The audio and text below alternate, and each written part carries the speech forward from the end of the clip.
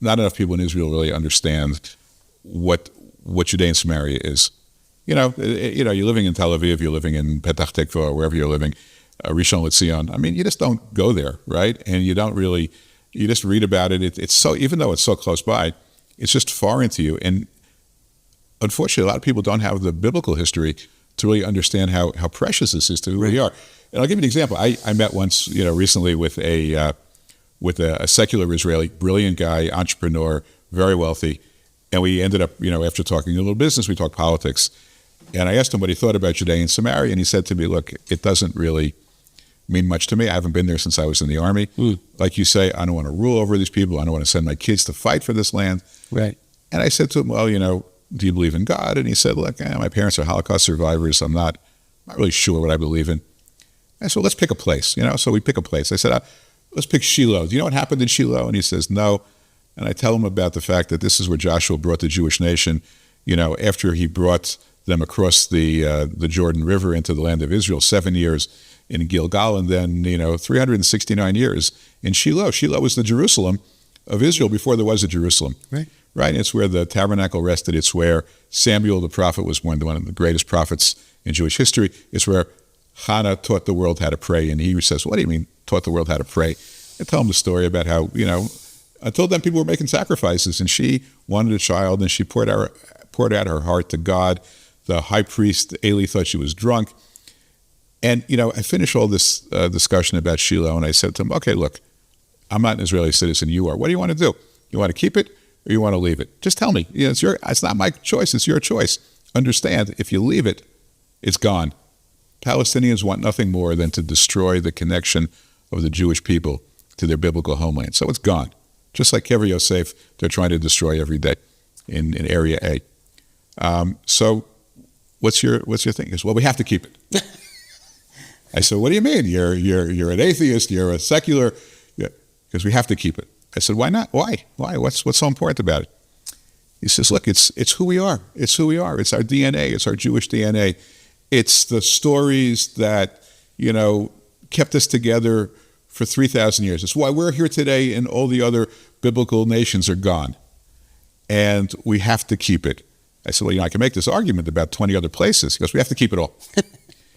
And I said, yeah, but, we got a rule and this. And he says, we got to keep it. It's what sustains us.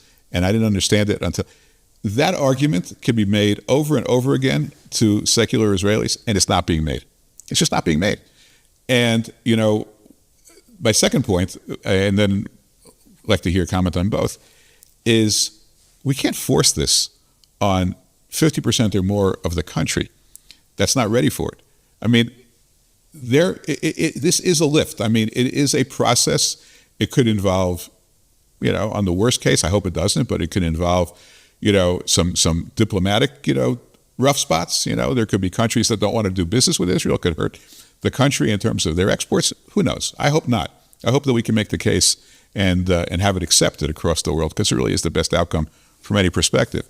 But, if you remember what happened with, it seems like years ago, but it was still, this past year, judicial reform, right? Which I agree with judicial reform, right? But I didn't agree with the idea that you're forcing this upon people. If 50% of the country is against it, and for good reason or bad reason, if it's creating that kind of